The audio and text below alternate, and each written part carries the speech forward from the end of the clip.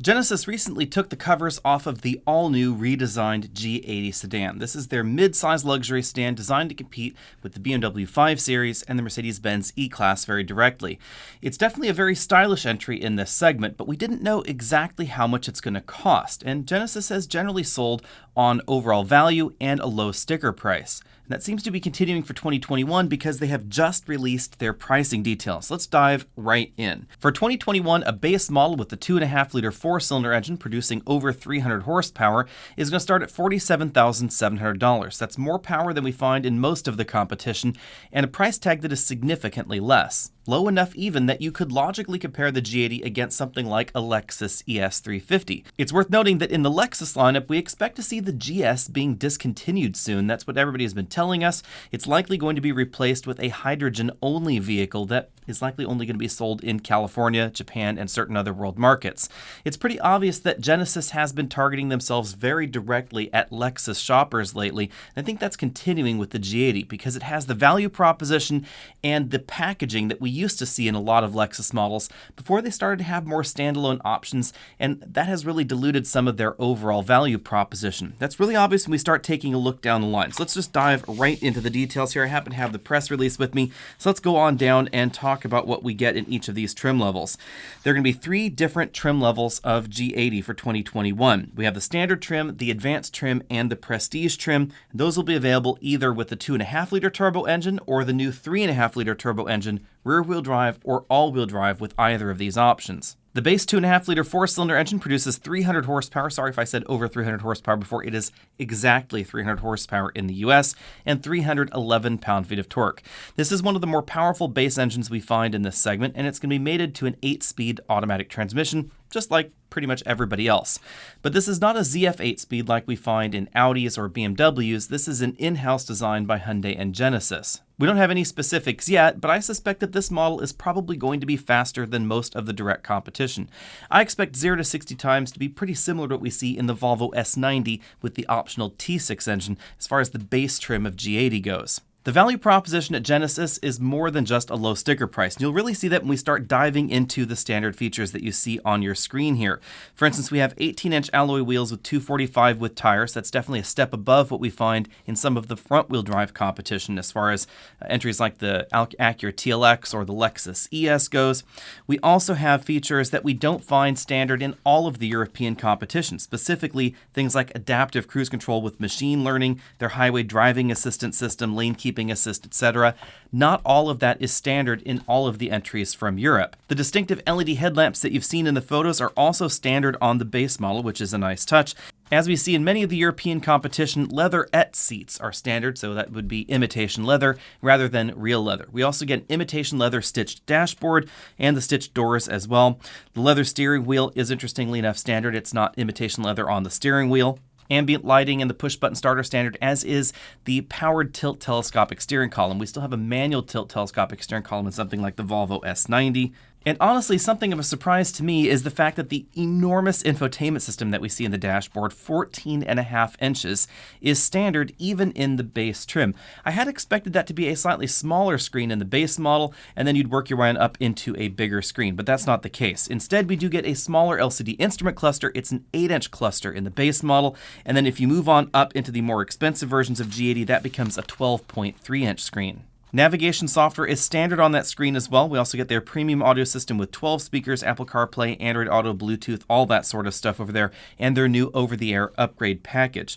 As you work your way on up the trim ladder, Advanced adds 19-inch wheels, which we don't find standard in something like a BMW 540i, for instance, the Lexicon premium audio system with 21 speakers, the panoramic roof, we get the power rear and manual side sunshades in the rear compartment, 3-zone automatic climate control, and a power trunk lid. The automatic climate control here is a little bit of a twist because we get a 3-zone system, not a 4-zone system like we do find in some of the European options. Then if you move on up into the Prestige package, that's where we get the leather seating surfaces, the soft closed doors, which is kind of a nice touch, wireless device charger, digital key that allows you to use your phone or a key card to enter the car rather than the key fob itself. This model also adds the 360-degree camera system and their remote smart parking assistance. This is similar to what we see on the Hyundai Nexo right now, in that it will not just move forward and backward like Hyundai's Smart Park feature on the Sonata, but it will also remote parallel park itself if you so desire. I'm not too clear on how handy that feature is. Honestly, I never use it in my Nexo, but it's there. We also get power driver seat bolster and cushion extensions, heated rear seats, and the heated steering wheel. Speaking of heated rear seats and the heated steering wheel, that is why the all-wheel drive option is a little bit more expensive than average in this segment, because those two features are included anytime you add all-wheel drive as well.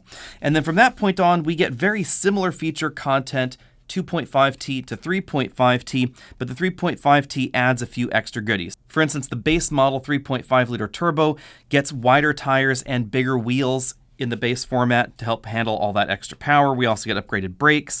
The panoramic roof becomes standard on that particular model. The wood trim becomes standard as well, as does the leather upholstery.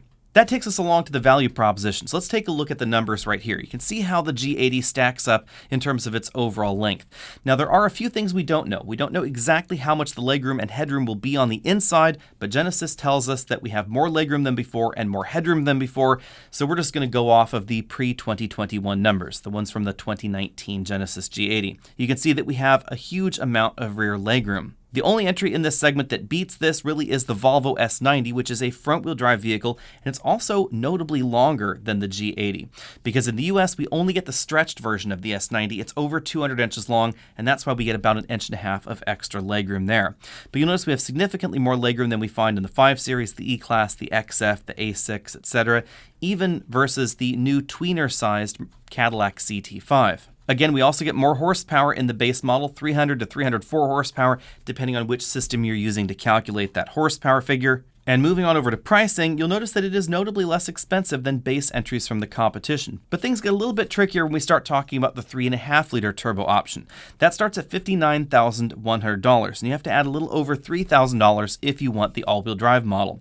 That means it is only a hair less expensive than a base BMW 540i, but actually a little bit more expensive than an all-wheel drive 540i. What's going on here? It all has to do with the standard equipment.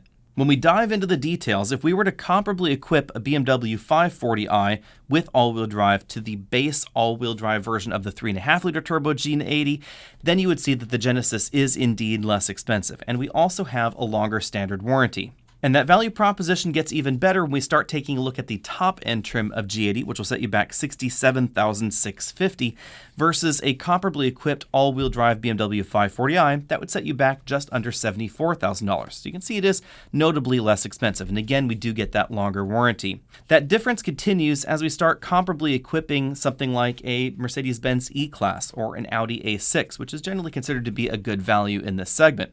Even something like a Volvo S90, when you attempt to comparably equip it to this model, which would be the plug-in hybrid version of the S90, does get relatively expensive, even though the S90 is available with a federal tax credit. And interestingly enough, when we take a look at the competition, nobody really comes close to this in terms of the amount of screen real estate we find in the cabin, except the Mercedes-Benz E-Class, and the Genesis manages to beat that as well with that absolutely enormous 14-inch screen in the dashboard. That really is huge.